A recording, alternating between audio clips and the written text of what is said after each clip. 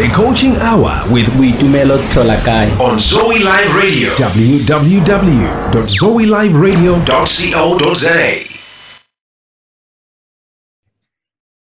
Good evening. Welcome to the Coaching Hour. I'm your host, Khensani Chauke. It's Tuesday night, date night with me. And as I promised last week, we have Coach Nick. He's back in the studio after an awesome and incredible session we had last week. We spoke more about disability awareness, and besides the disability awareness, he does a lot of things. So tonight we are going to speak about dancing your way to the destiny. So he's going to teach us how to dance to our own destiny. Nick is one of the coaches that has a very, very incredible sense of humor. You know, he's forever smiling. He makes jokes. He makes me laugh every time before we start the show or whenever we chat and all that. And if you were not here last week, Nick is an award-winning speaker. He won a speaking contest a few weeks ago. He's going to tell us more about that, what did he do to get that, and how can we become speakers like him, you know? So it's so good to have somebody who can teach us and give us tricks and things that we can improve on and also get awards. So we're going to be coached by him. Nick, welcome to the studio. Good evening to you. How are you doing tonight?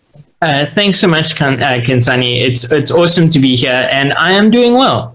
I'm sitting here excited to share with your audience. Like you said, I'm always looking at increasing energy and trying to make people smile and have a good time, because that's how you should live your life. And, as a person with a disability, I say, you can either be a victim or you can be a victor.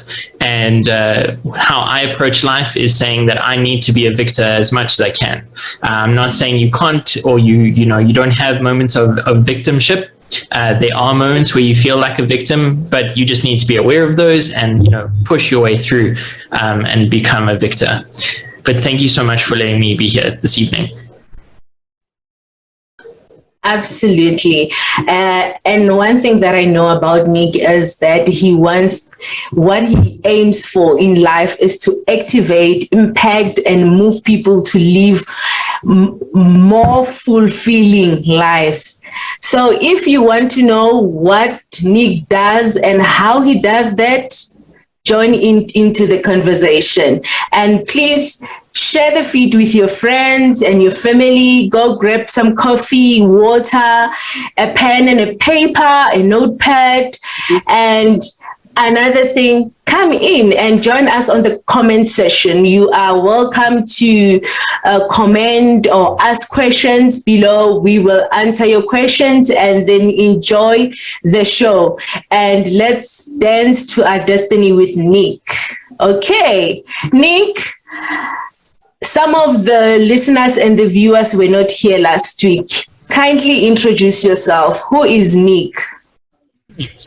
Hi, I'm Nick, aka the Rebel Ninja, and I'm a person with a disability. I was injured in a car accident when I was 6 months old, so I was a little baby at the time. I'm now about to turn 38, I think next week. I'm turning 38, so I've lived with it all my life. And as I mentioned earlier, I don't let it control me or, impact me in a negative way as much as I can. But at the same time, it's something you can't ignore.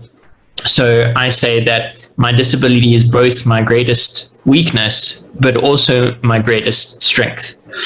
Because it's the thing that pushes me to, when I was younger, to prove to other people that I can do it. And then when I was older, it was ingrained in me, and I was just having a good time. And now in my life, I've reached a point where I've said, I've gained all this knowledge and this experience through the difficult experiences and positive experiences that I've had. And now it's time for me to help others and empower them to become better versions of themselves, like you said earlier. And so it was about 32 or 33 when I was, thinking about this, and I decided I have been in the public speaking space for quite a while, and I decided, let's take that leap and let's make it official. And so that's where this all started, with my Dance Your Destiny talk and my workshop. It's something that I really, really, really love. Like, honestly, in my view, it's the best of both, or the best of everything. I get to empower people and become better versions of themselves, and I, at the same time, get to actually teach them how to dance. So I'm going to, if you want, I can quickly break that down for you. Before we go to Dance to Your Destiny, I want us to talk about the Rebel Ninja first. Oh, okay, yes. Yes. The Rebel Ninja as a brand was conceptualized about 2 years ago. And then it was made official, or it was, made public late last year, and I'm trying to drive it as much as I can this year, and really become the Rebel Ninja. Although I have been the Rebel Ninja myself for years. Where I came up with that, I have always been told from a very young age, you can, or you can do this, or you won't be able to do that, or you won't be able to go there. And I don't accept that generally. I say, okay, cool. You think I can't, so I'm going to do my best to do that and prove you wrong. And that's where the rebel comes in. People say I can't do it, and then I go out and I do it. And then where the ninja comes in, often if you think about a ninja, they tend to be courageous and calm and quite disciplined. And also at the same time, they tend to be a bit sneaky.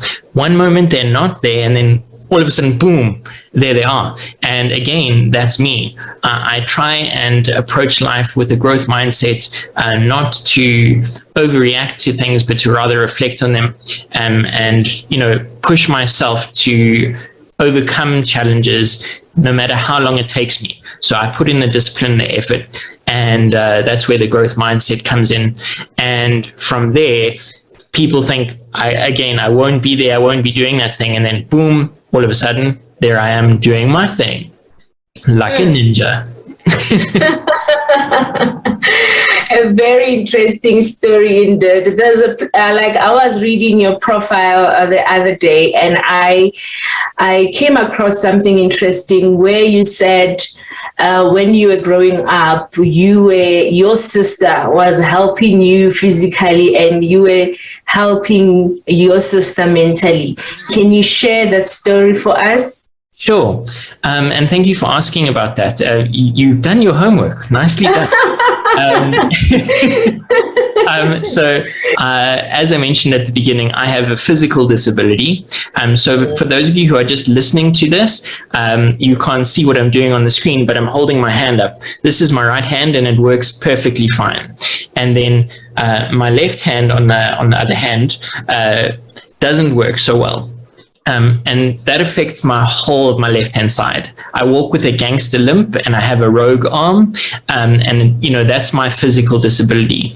And then I have a younger sister who is 5 years younger than me, and she is Down syndrome. For those of you who don't know what Down syndrome is, it's a genetic condition that you get as a result, or from birth rather, and it is a mental disability. So now, put yourself in this situation. You've got a family, and obviously it's a very caring family, and everybody's there and has been supporting me with my physical disability for 5 years. So they're not unfamiliar to challenges. They're not unfamiliar to disability. But now there's a person with a mental disability, not a physical one, but a mental one. And of all the family members, I was the one who understood her the most, because I had personal experience of living with a disability. Although she was experiencing different challenges to me, the feelings were the same. You know, I wanted to do something, I couldn't do it, so I was frustrated. She wanted to do something, she couldn't do it, she was frustrated. And so, you know, we had, as I mentioned, like a very supportive and caring family, but her and I connected on a deep level. And like you mentioned, I became her brain, so to speak, and she became my hands, and we worked together and made a really, really good team. I'd like to add on to that story to really pull at the heartstrings, and that is, for a long time she couldn't actually speak because of her mental disability. Her speech development was quite slow, and I loved and adored her, as did everyone in the family. And so I used to give her a lot of kisses. So my name for about 2 years was, that was my name. My name was a kiss, which is amazing. And so that's where, you know, my journey of helping others really started. You know, because I was using my learnings and what I had experienced to kind of help her through the challenges. And when she got frustrated, you know, maybe I would step in and go like, let me help you. And then I'd calm her down, and then try and help. Wow. You know, when I was going through your profile, and after reading that, I did ask myself that, you know, as coaches, we have different abilities, capabilities, different skills. Why is it so hard for coaches to collaborate and work together and try to do something big out of it? And, you know, your story touched me a lot and say, wow, I also need to teach my kids that, you know what, guys, I have 3 kids, 2 girls and 1 boy. So the age gap from my firstborn and the secondborn, I think 6 years. And then from my secondborn to the lastborn is 2 years. So whatever they do, they live like twins. Like everything that they do, the way they behave and all that. Then I said to myself that it will be something, or it will be empowering to teach my kids that, as much as I know as a mom that they have different skills and they have different abilities in life, I need to teach them to share and to know that they can work together, even though they love different things or doing different things, or their strengths are different, but there's power in working together. And I was like, wow, Nick and the sister, just imagine you guys teaming up, doing things together. And obviously you when you were growing up, you were very close, because the other one is the hand, another one is the brain. So you needed each other more. Wow, that story really touched me. And yeah, it's so wonderful how you handled the whole situation. Because I wanted to find out, the reason I asked the question, I wanted to find out, where did you get the strength to decide that, no, I'll help her? So after you said you knew where she is because of the disability that you have, you understood her better. Then I did understand what you did is from your heart. You didn't want to see her going through something, and then you know that you can be there for her. Wow. Absolutely. And how and how did you handle bullying at school? So bullying was a challenge. And to be honest with you, that's where my my speaking career started. I was at a special needs school up until standard 1. And then we did some tests and stuff while I was there, and the tests showed that I had the mental capabilities to go and join a let's call it a normal school. And so then started my journey of trying to get into a normal school. Now, I say my journey, I was about 9 at the time. It was my mom's journey. She went to about, I think, 6 or 7 different schools in the area, and she fought the good fight. And every single school turned her away. So it was a very disheartening time. But what happened was, because I have an older brother, there's a law, I'm not too sure if you know, but there's a law that says if you accept one sibling, by law, you have to accept the other one. And so she went to his primary school and said, you accepted my eldest son, so by law, you have to accept this one. And so begrudgingly, the headmaster accepted and said, fine. But he said, Nick puts one foot out or can't fit in, and he's gone. And obviously, she came out of that crying both tears of joy because she had won.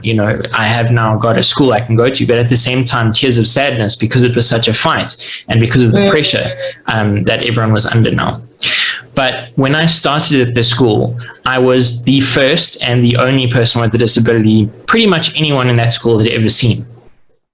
And I was in a fortunate position where they said, if you're going to do this, you're going to have to repeat standard 1. And for those of you who are listening and don't understand standards, that's grade 3. And so I say fortunately because the teacher that I was put with was a remedial teacher, and she really cared. And she kind of took me under her wing, and she said, Nick, the only way that people are going to understand you is if you share your story. So there's this like 8 or 9-year-old, and she said to him, I want you to stand up and tell your story to the class. And I did a summarized 8-year-old version or 9-year-old version of my story. And then she said, well done. Now I want you to tell it to all of the other classes in that grade. So there were 2 other classes at that time, and I did. And then what she did is every single year, as I moved up from grade 3 to grade 4, from grade 4 to grade 5, she remained in grade 3. She remained in standard 1. And she said, every year, come back, and I want you to tell the new grade 3s, the new standard 1s, your story. So that as I moved up, more of the school was familiar with my disability and my struggles and stuff. And that's where I'm not going to say that the bullying stopped. It didn't stop. There were incidents of bullying, but it was minimized because they understood. There was an education behind it. I also had to develop a thick skin and understand that it's not my problem, it's their problem. And as much as I can try and explain to them that, I can do this or I can't do that, or I can do this, but just not as well as you. You connect with people and you don't. If you don't mind, I'm going to use a swear word now, and I call it my bullshit filter. I connect with people because they want to connect with me and they know who I am. And people who are perhaps, either very worried about their appearance or very worried about what others think or anything like that, they tend to not gel with me because of my disability. And hence why I end up connecting with people that actually matter and keep people that understand and won't actually end up bullying me. And that's both at school and as I travel through life. I don't get along with you, then we just don't end up being friends. And it ends up being a challenge for me in some respects, but in most respects, it ends up being a what I say is a good thing. Wow, Nick. And like you mentioned earlier, you said that's when the speaking started. So you saying that you never stopped from grade 1, from grade 3 standard 1, you kept on going on with telling your story. Wow, that's wonderful. So the story is the same story that is taking us into dancing to our destiny, or is there the Rebel Ninja? obviously, it's a bit of both, because I am my authentic self as much as I can be. And so, I am a person who has been dancing for 18 years. And I started with ballroom, and then that lasted about 2 years. I started salsa, fell in love with it. And I actually call myself a salsa disciple, because I just want to spread the moves. Everyone must learn to dance. And so that's me being myself. And then where the Dance Your Destiny comes in, or where it developed, was through my joining of the PSASA, that's the Professional Speakers Association of South Africa. I joined them, I think it was in 2019, and I started learning about the business side and the, professional skills of becoming a professional speaker.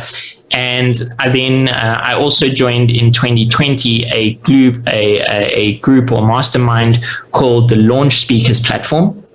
And they really teach you, you come in knowing that you want to do this professionally, but you might not be there yet, and you work through this course over a year, and their aim is to take you from wherever you are at the beginning to becoming a professional speaker at the end, or as much as you can be one. And during this time, or during this course, it dawned on me the whole Dance Your Destiny thing, because I love dancing and I love empowering people. So that was always going to be my topic. And then the one day, the coach said to me, Bruce Wade, he said, can you come up with an acronym that really brings everything together? And can you make it link to dance? So there I am.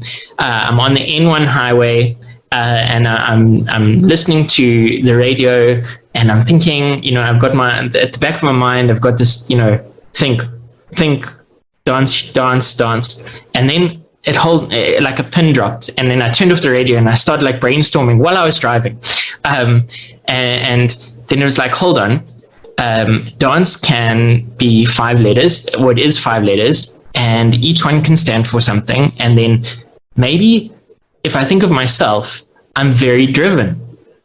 So then I was like, hold on, the D can be driven. And then as I was thinking about it, D moved to A, moved to N, moved to C, and moved to E. And over the course of 3 or 4 days, Dance Your Destiny was born. So dance stands for be driven, be authentic,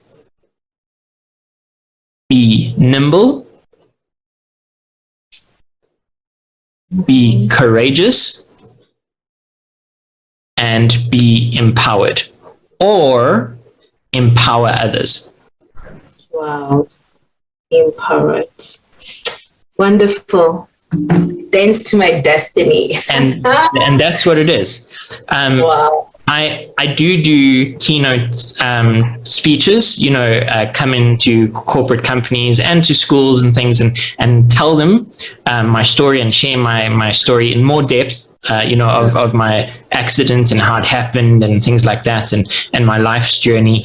I do speak on that, and I do obviously tie in Dance Your Destiny. But where I really get, where I feel like I really give back, and where I feel so energized, is when I do the Dance Your Destiny workshop. And that's when we focus, each session is focused on that letter or on that theme. So day 1 is going to be on driven. And what we do in that is I share the theory behind it, and I share my personal stories and stuff like that. And then we look at what I call invest work.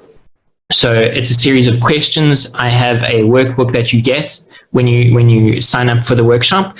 You get this workbook, and it works through each of those themes. So there are reflective questions that are there to guide you through each of those topics. So you'll then do the invest work, and then at the end of the session, I teach you how to dance a dance move that is in line with that theme. And by then the next day we do the same process. So it's the theory, the invest work, and then the dance step. The theory, the invest work, and then the dance step. And that happens obviously 5 times because there are 5 letters. By the end of it, because you have now metaphorically, emotionally, and physically danced to your destiny, I host a salsa party for the group, and we all dance and enjoy and celebrate the journey that we've been on. Wow, Nick.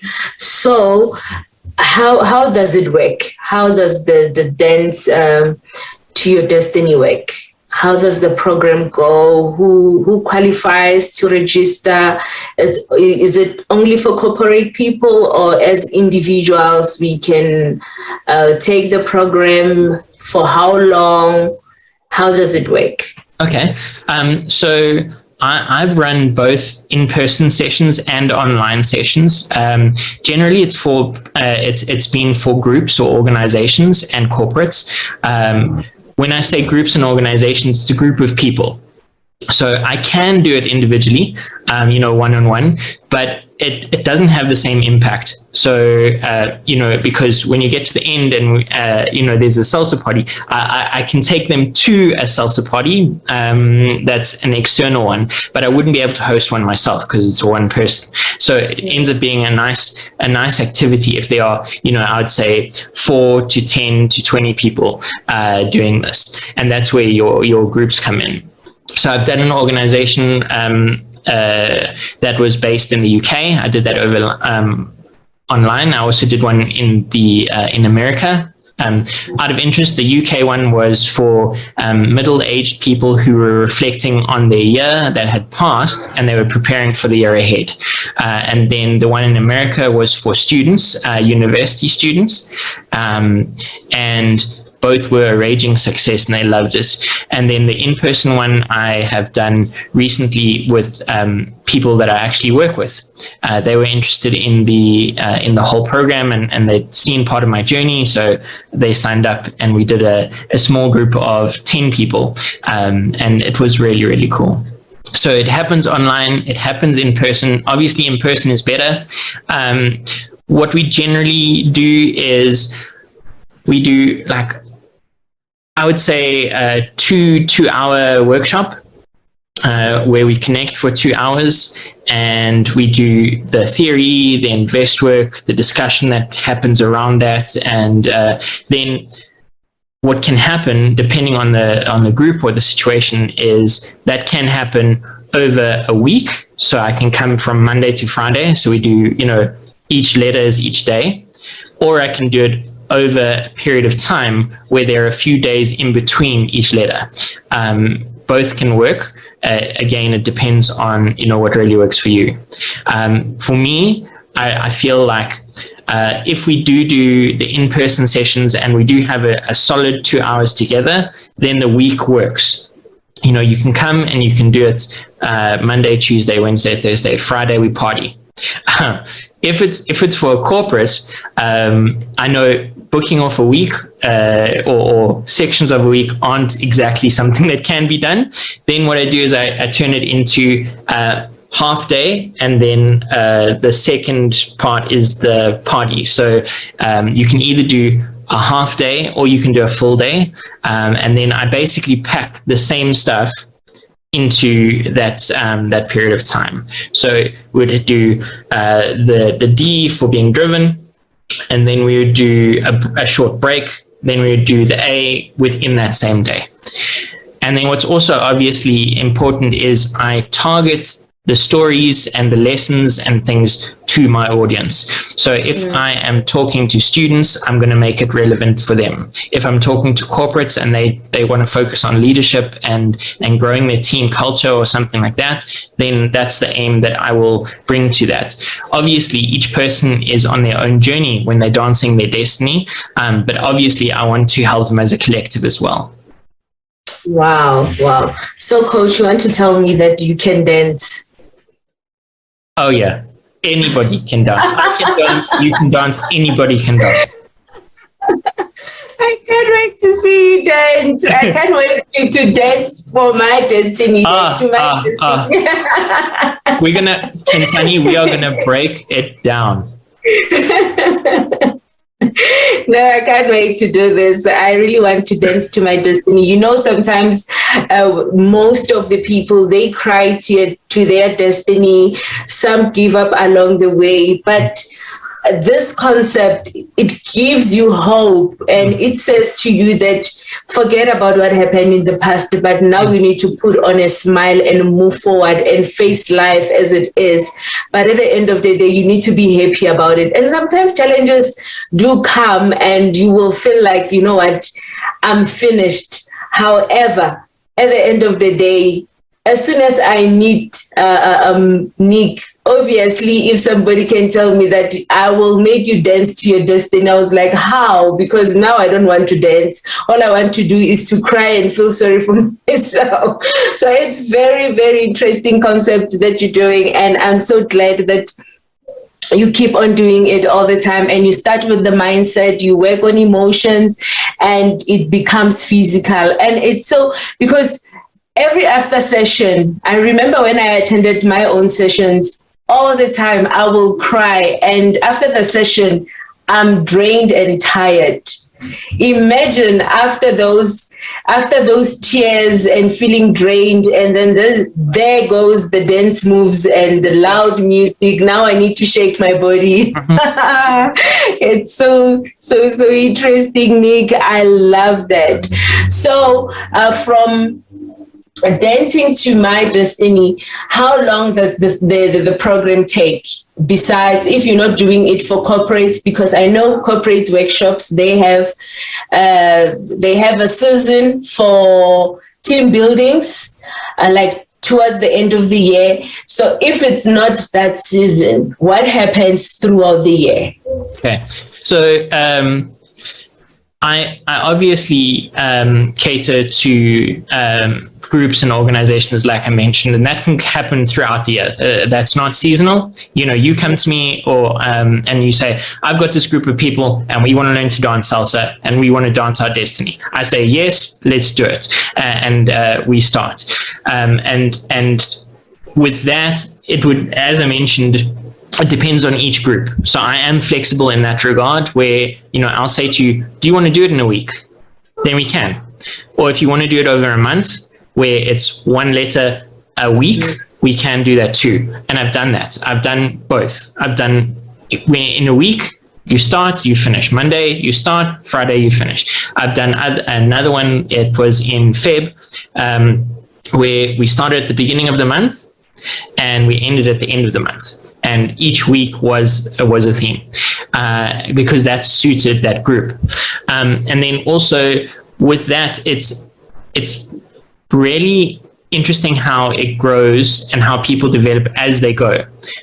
So, you know, I said to you that you get that workbook. So let's say you do that in a week. Okay. So you choose to do Monday to Friday. You don't have to put the journal down and say at the end of the week, I'm done. I encourage you to go back to that and do more. So like one challenge, I'm giving you a little bit of insight here. In authenticity, on the topic of authenticity, I give a challenge and I say, go out and do something that's authentically you. And it doesn't matter what other people think.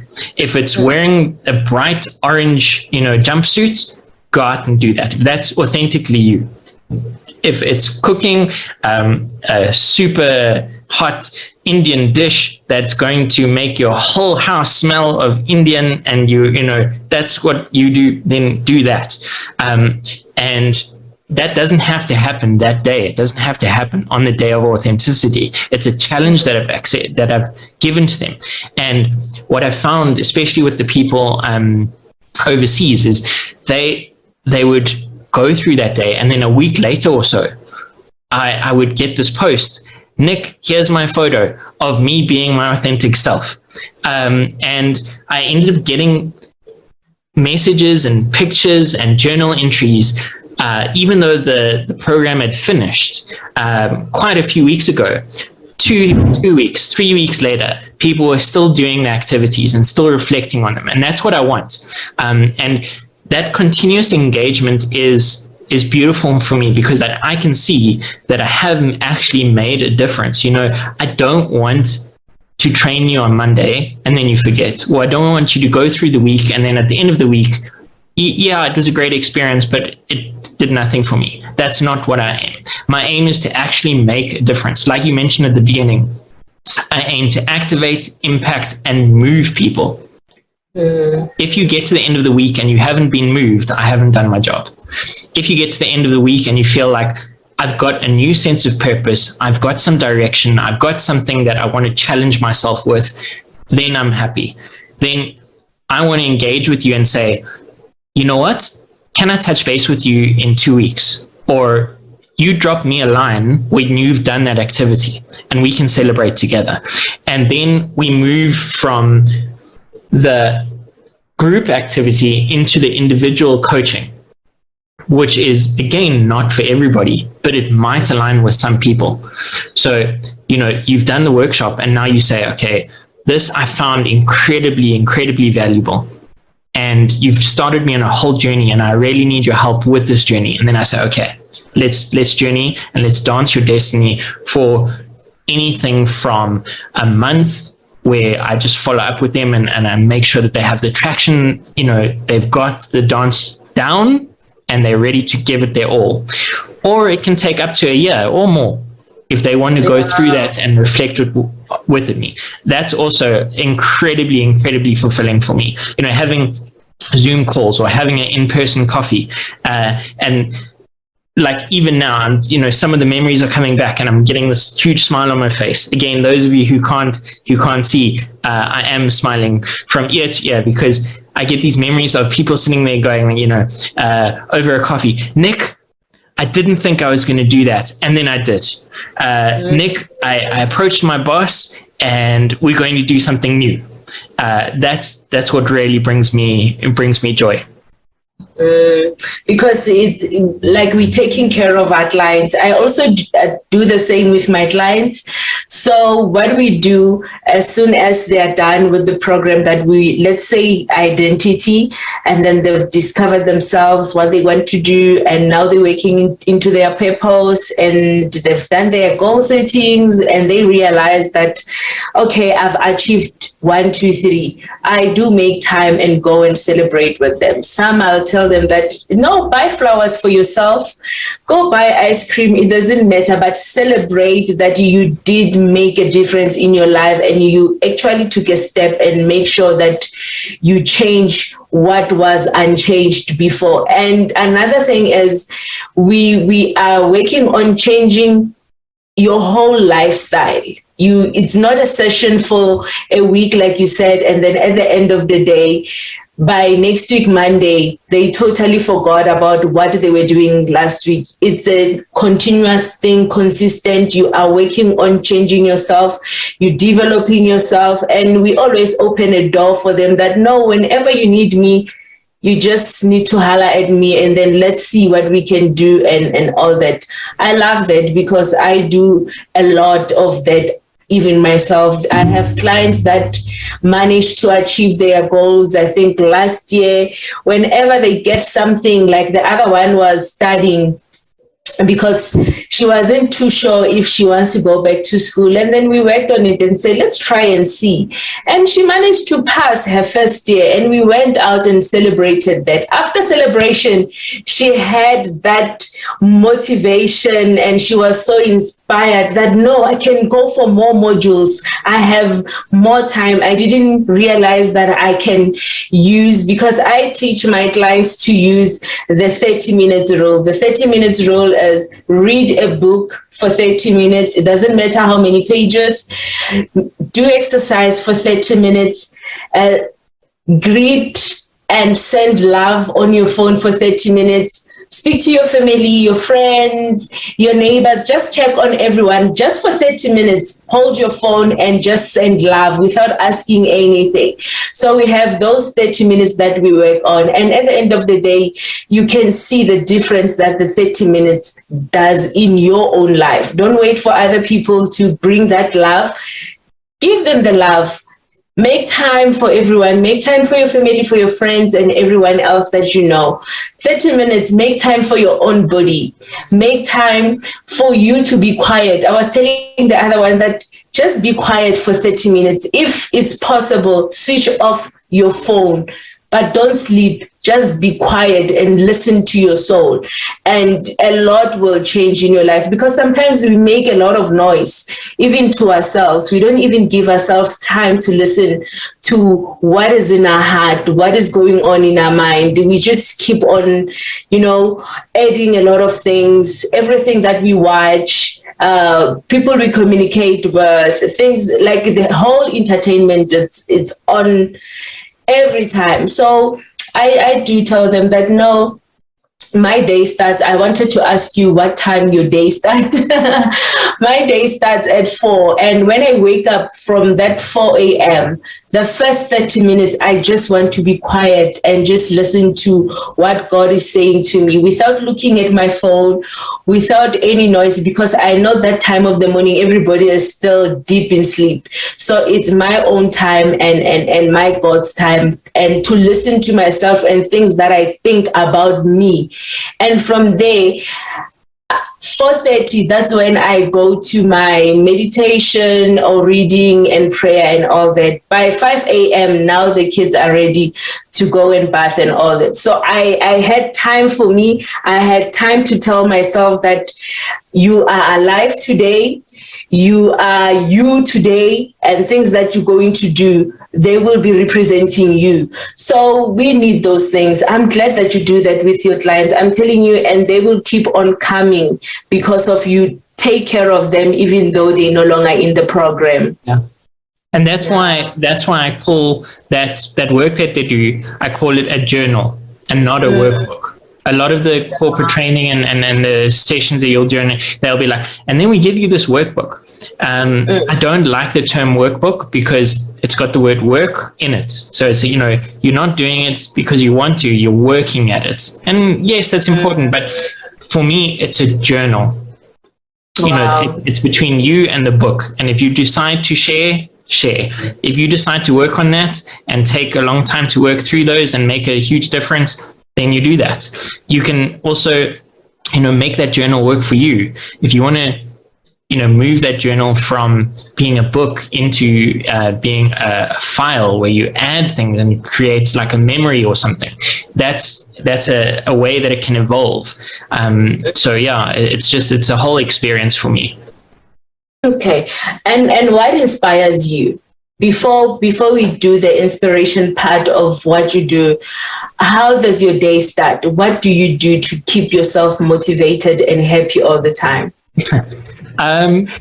So my day starts at about 5:15. I'm not an early riser like you. That's crazy. That's the next level. And I spend about 15 to 20 minutes reflecting, or not reflecting, but planning. What am I going to do? Very much the same as you, like quiet. And then what I generally do is I have my phone, I then turn it on, and then I turn my data off. And I go through all my messages and things like that, and then I reply to people. And depending on how many people I have to reply to, and not only reply, but send messages to plan my day. Remember, my daughter's off, so they're not getting those messages. Then I'll go and shower, have breakfast and whatever. And then around about 8 o'clock, my day starts. So between 8 and 8:30, I turn my phone on in terms of the data. I turn that on. All my messages go out. And then I start, Zoom calls and whatever. And then that's generally how I start my day and keep it going. Because then obviously when I have a gap, people have now replied to my emails or to my WhatsApps. I do a lot of interaction on WhatsApp. And then I will take a time where I do, in my day, I do the same. I turn off my data. I reply to a whole bunch of people, and then I turn my data on at a later stage, so that I know, once again, that all of those people that had messaged me up to that point, I've had a time to acknowledge them and give them feedback. And then late at night, I do try and have family time, so you'll be impressed. I have dinner with my wife. We don't have children. We've got 2 or now 3 dogs, and those are our children. So I'll have dinner with her, maybe watch TV or watch a movie. We bond and find out about each other's day. And then from there, I go into either like course development or writing a book, or not a book, but an entry or an article or something like that. And that's generally how my day is. Wow. At least you're living a balanced life. You are able to make time for family and all that, which is good. And the other thing, where do you draw your inspiration? I think I draw my inspiration. I'm an extrovert by nature. Okay. I when I talk to people, I get energized. And so I think what inspires me is when I was young, it was my family and my friends, because they were my support system, right? So I wanted to do something, and I knew that if I was going to succeed or fail, they were going to be there to catch me. And so that's where I drew inspiration from when I was younger. And then as I grew older, I continued to get the inspiration from them, but I also started getting inspiration from myself, in that in doing something, I could see that something was happening. And I love that. I'm very goal-driven and goal-orientated. If you talk to my wife, she'll tell you I love to-do lists, because I get like, oh, I did that, tick it off, yeah. And that's where my inspiration comes from, in terms of like how I run my everyday. It's like, okay, I've got this to do. Like because of my win at Speaker Factor, a lot of that was around press releases and connecting with the media and stuff like that. And so that was my inspiration, where it was like, I have to get my message out there, and I have to get more people to understand what Dance Your Destiny is. And when you click the send, I don't know if you get this, but like, you click send to like YFM, and you're like, woo! And you click like Metro FM, woo! And you click like, all of these other ones, and I'm just like, yes, let's do it. It's like, And that's me. I'm inspired. I'm like, yes, let's click that send again.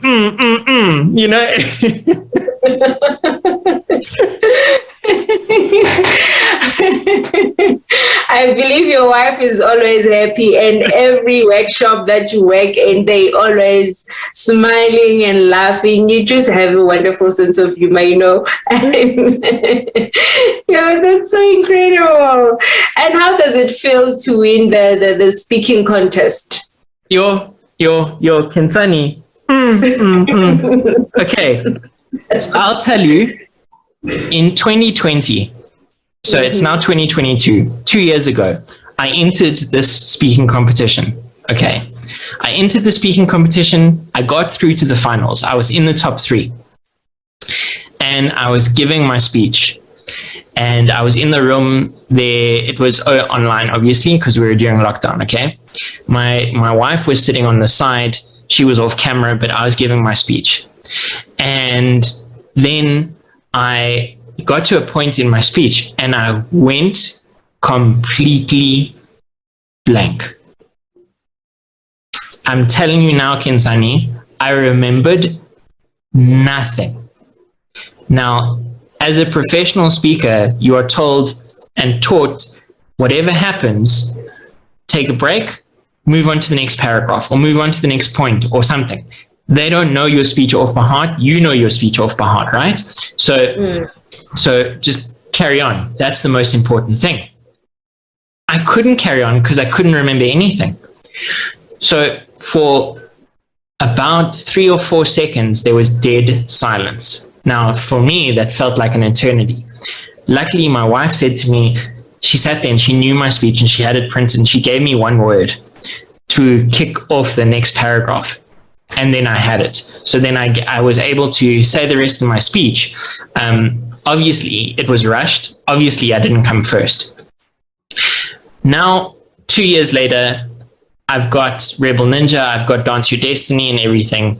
And now I'm like, hold on, people are saying to me, into Speaker Factor again, try again. And now you can imagine, Khensani, I was thinking like, what the hell? What happens if that happens again? What happens if I go blank? But I'd gained so much knowledge and gained so much experience over the past 2 years that I said to myself, my word for this year is grow.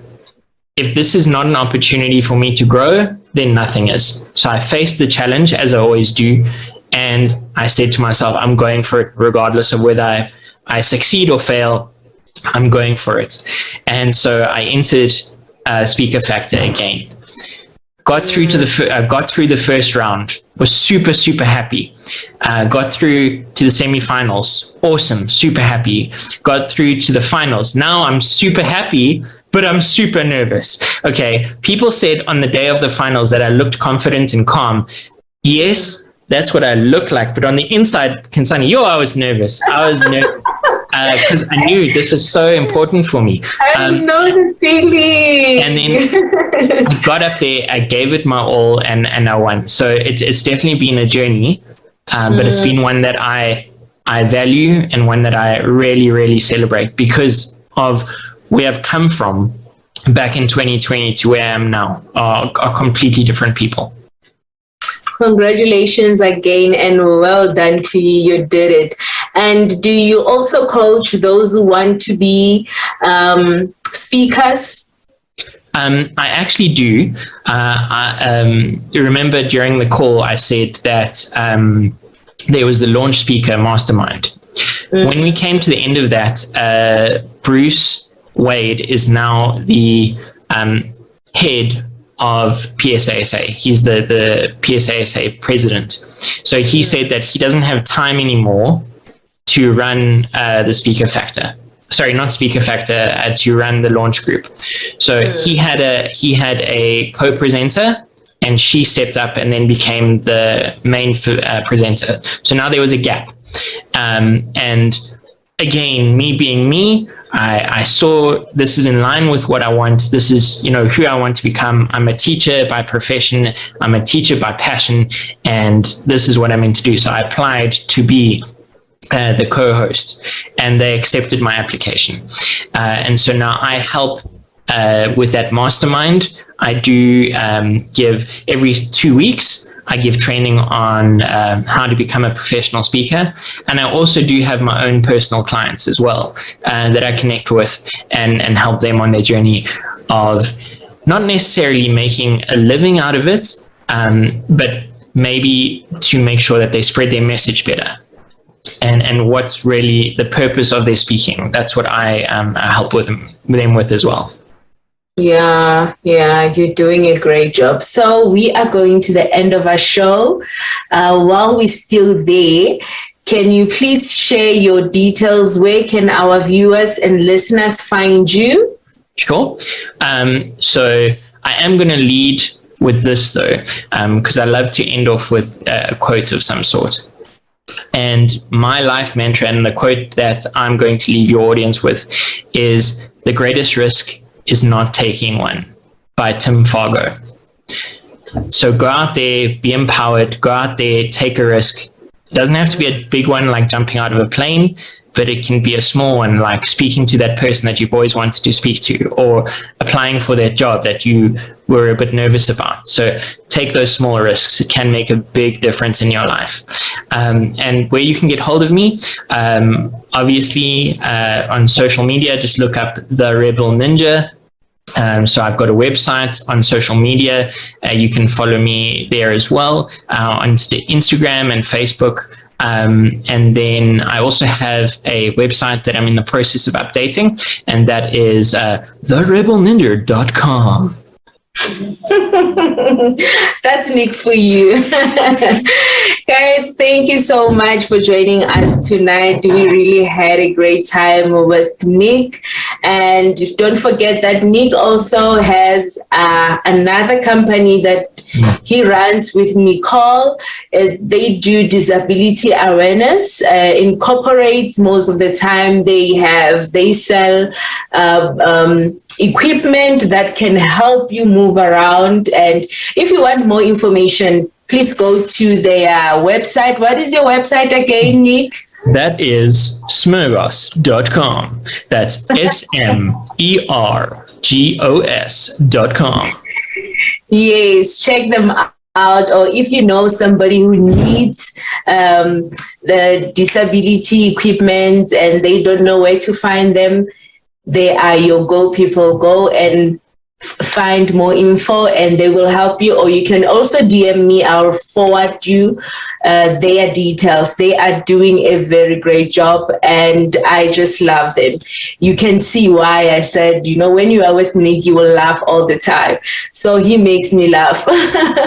So Nick, thank you so much. I'm humbled and grateful to have you again tonight on the show. And I believe that your story will change a lot of people. And I love your passion. You are so passionate about what you do. And another thing that I've picked up was you are not focusing more into making money out of what you do, but you're focusing more into transforming lives. When you see results, it makes you happy.